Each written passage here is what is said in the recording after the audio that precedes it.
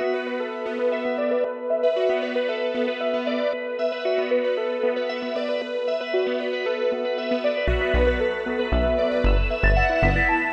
اللہ الرحمن الرحیم۔ السلام علیکم ناظرین۔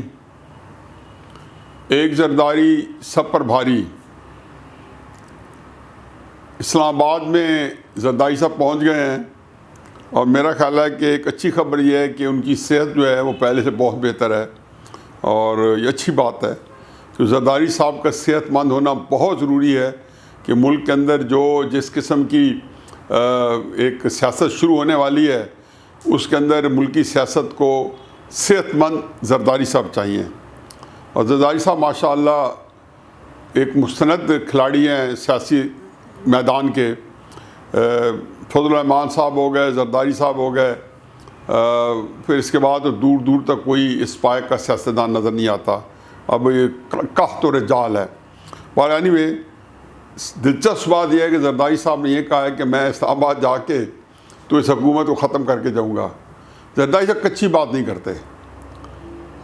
حکومت ختم ہو یا نہ ہو، ظاہر ہے کہ حتمی نہیں ہو سکتا، لیکن یہ ضرور ہے کہ عام جو ہے آسانیاں نہیں ہوں گی۔ زرداری صاحب کچھ سوچ سمجھ کے ہی آئے ہیں، اور پھر ان کا وہ بیانیہ مت بھولیں جو 4 دن پہلے انہوں نے فرمایا ہے، جس میں اسٹیبلشمنٹ کو کہا کہ مجھے اب آپ پیغام نہ بھیجنا۔ ہمیں کہتے تھے اور ساتھ ہمیں اکساتے تھے، تو حکومت کو گرانے میں چونکہ جو ہے انہوں نے اس طرح کا رول ادا نہیں کیا، تو زرداری صاحب نے دبے لفظوں میں ملفوف الفاظ میں کہا ہمیں پیغام نہ بھیجنا۔ مجھے لگتا یہ ہے کہ اب اسٹیبلشمنٹ جو ہے وہ اس بات میں تو میں بھی یکسو ہوں کہ جو ہے وہ نیوٹرل سے مراد یہ ہے کہ عمران خان صاحب سے جان چھڑوانے کے وہ 2 4 5 6 جو طریقے ہیں وہ ان کو ترتیب دے رہی ہوگی۔ اور اس میں اب یہ بھی ہے کہ زرداری صاحب کو بھی آن بورڈ کیا جائے گا، مسلم نون کو بھی آن بورڈ کیا جائے گا، فضل الرحمان صاحب کو بھی آن بورڈ کیا جائے گا۔ پھر کے پی کے الیکشن کے بعد جس تم تراک سے فضل الرحمان صاحب جس دھاک سے اس وقت ملکی سیاست میں برا جمان ہوئے ہیں، تو اب ان کو نظر انداز کرنا مشکل ہے بلکہ ناممکن ہے۔ اور اس کے ساتھ یہ اندازہ کرنا بالکل ایک عام فہم سی بات ہے کہ پنجاب کے اندر مسلم نون کی جو بھرپور سیاست ہے وہ اب پہلے سے زیادہ اس کے اندر موٹیویشن ہے۔ اور آپ دیکھ لیں کہ کل پرسوں اور آج مسلم نون کے رہنماؤں کی جو تقاریر ہیں وہ ان کے اندر ایک جو ولولہ ہے وہ صاف بتا رہا ہے کہ اب ان کے اندر بھی ایک نئی ایک انرجی آ گئی ہے کے پی کے الیکشن کے بعد۔ یہ تو اسٹیبلشمنٹ کا ایک طریقہ کار ہے، اسٹیبلشمنٹ کا اور بھی کئی طریقہ کار ہیں۔ آیا اسٹیبلشمنٹ ان اسمبلی تبدیلی پہ غور کر رہی ہے؟ یس۔ اچھا، ان اسمبلی تبدیلی کے بعد آیا وہ تحریک انصاف کی حکومت کو آگے کنٹینیو کرائے گی؟ یس۔ آیا عمران خان کی حکومت کو بھی 1.5 سال کنٹینیو کرایا جا سکتا ہے؟ یس۔ آیا اس کو ہٹا کے اور کسی پیپلز پارٹی کی یا مسلم لیگ کی یا ان کی مشترکہ حکومت بنانے پر بھی غور ہو رہا ہے؟ یس۔ یہ ساری کے جواب ہاں میں ہیں، لیکن ان کے ساتھ سب کے ساتھ ایک مسئلہ ہے۔ عمران خان صاحب کو کنٹینیو کرتے ہیں تو اس کے اپنے مسائل ہیں، عمران خان کی پارٹی میں سے کسی کو لیتے ہیں تو اس کے اپنے مسائل ہیں، اپوزیشن میں سے لیتے ہیں تو اس کے اپنے مسائل ہیں، کیونکہ ہر ایک کی پھر اپنی شرائط ہیں۔ عمران خان صاحب اپنے مسائل کے ساتھ آئیں گے، بیگیج کے ساتھ آئیں گے، مسلم نون کی کچھ شرائط ہوں گی، کوئی جے یو آئی کی شرائط ہوں گی، کوئی پیپلز پارٹی کی شرائط ہوں گی، اور جو شاید اسٹیبلشمنٹ کے لیے قابل قبول نہ ہو۔ اس کے اندر ایک اور چیز بھی ہے، اور وہ یہ ہے کہ اس وقت پاکستان جو جیسا کہ ہم نے ایک سرسی ذکر کیا تھا اور اس سے بہت ہو ہکار ہوئی تھی پاکستان میں، شبر زیدی صاحب جن کو عمران خان صاحب نے سب سے پہلے ایف بی آر کا چیئرمین لگایا تھا، جنہوں نے ہمارے ریونیوز اکٹھے کرنے تھے، جنہوں نے جو ہم نے خرچ کرنا تھا پیسہ، وہ پیسہ انہوں نے اکٹھا کر کے دینا تھا، پھر وہ بڑے جلدی جو ہے ان کے ہوش و اڑ گئے، ہاتھوں کے طوطے اڑ گئے، تو وہ وہاں سے چلے گئے اور ان کو نروس بریک ڈاؤن ہو گیا دیکھ کے ہی۔ تو انہوں نے پچھلے دنوں کہا کہ پاکستان جو ہے وہ بینک کرپٹ جو ہے ہو چکا ہے، اور یہ باتیں باقی بھی سارے کرتے ہیں، سارے اکانومسٹ کہہ رہے ہیں، حفیظ پاشا صاحب، ڈاکٹر اشفاق خان صاحب، بہت سارے اسحاق ڈار صاحب وہاں سے کہہ رہے ہیں، لیکن چلو کچھ وہ مخالفین کو چھوڑو جو ان حکومت کے اپنے بندے ہیں. جب شبر زیدی صاحب نے کہا تو ہر ایک نے اس کو سیریسلی لیا کہ یہ اندر کی بات جانتے ہیں. اب چیزیں جو ہیں جس کو کہنا چاہیے کہ یہ جگسا پزل جو ہے اب ایک ترتیب میں آ رہی ہے. آئی ایم ایف نے پاکستان پہ کچھ شرائط رکھی جس میں اسٹیٹ بینک کو آزاد کرنا تھا، حکومت پاکستان سے نہیں پاکستان سے آزاد کرنا تھا. اور اس جگسا پزل کے اندر جو ایک اور یہ چیز تھی کہ آپ نے ایک منی بجٹ لانا تھا. اب کے پی کے الیکشن کے بعد، کے پی کے الیکشن سے پہلے فوراً بعد جہاں پہ منی بجٹ آنا تھا، تاریخ بھی طے ہو گئی اور پارلیمنٹ کا اجلاس بھی طلب کر لیا گیا. کے پی کے الیکشن نے وہ کہتے ہیں نا کہ پورا پیراڈائم چینج کر دیا سیاست کا. تحریک انصاف کا ہر بندہ جو ہے آج ان کے سیکرٹری انفارمیشن جواد سے لے کے چیئرمین عمران خان سے لے کے شبلی فراز سے لے کے سب نے کے پی میں اپنی شکست کو تسلیم کر لیا. چوائس کیا تھی؟ کوئی احسان نہیں کیا. حکومت چونکہ اپنی تھی، وسائل اپنے تھے، زیادہ یہ کہہ سکتے تھے نا ہمیں غیر مرئی قوتوں نے ہروایا ہے، یہی کہہ سکتے تھے. کہہ سکتے ہیں، کس طرح کہیں گے؟ اسی چیز کو تو اگر موجود بھی ہے تو انہوں نے ابھی تک اخبار رکھا ہوئے، وہ کہتے ہیں ہم ایک پیج پہ ہیں. جب آپ کہہ رہے ہیں صبح کہہ رہے ہیں ہم ایک پیج پہ ہیں تو شام کو کیسے کہہ سکتے ہیں کے پی میں ہمیں ہروا دیا گیا؟ چنانچہ انہوں نے اس کو دل و جان سے مان لیا کہ شکست کھا گئے.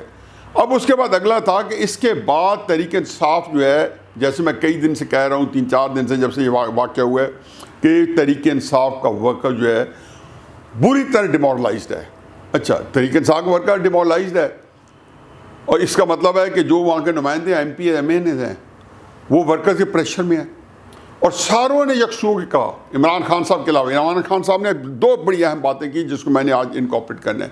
ایک انہوں نے کہا جی کہ وہاں پہ غلط ٹکٹ، اور دوسروں نے کہا رشوت ستانی. یہ عمران خان صاحب کی اپنی ٹویٹ ہے، یعنی کہ تحریک انصاف کے لوگوں نے رشوتیں لیں، پیسہ لیا. صاف چلی، شفاف چلی، تحریک انصاف چلی. تو یہ جو صاف چلی، شفاف چلی اور گند لے کے چلی ہے، تحریک انصاف چلی.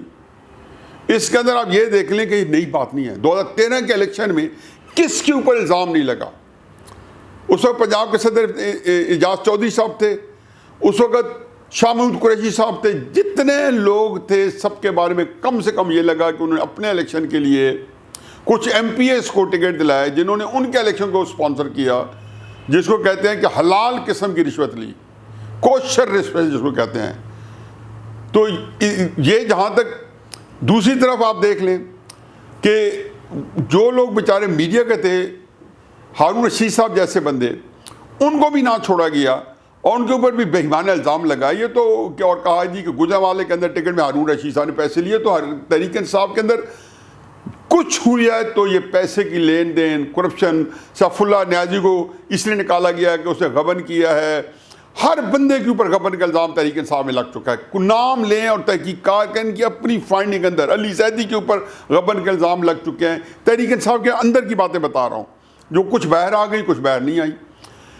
اس کے اندر 2 رائے نہیں ہے. اب اس کے اندر عمران خان صاحب کا یہ کہنا کہ رشوت ستانی، تو یہ تکلیف دے. اچھا، ہارون رشید صاحب کی مہربانی کہ انہوں نے اس الزام کے باوجود تحریک انصاف کی پھر بھی کچھ نہ کچھ سپورٹ کیے رکھی. بہرحال کے پی کے الیکشن کے یہ تو اثرات ضرور ہے، یہ تو ضمنی میں نے باتیں کی. اثرات یہ ضرور ہے کہ اسمبلی کا اجلاس جو ہے ملتوی کرنا پڑ گیا. اب اسمبلی کے اجلاس میں منی بجٹ آنا تھا اور منی بجٹ جو تھا آئی ایم ایف کے کہنے پہ آنا تھا. یہ بڑی اہم بات ہے.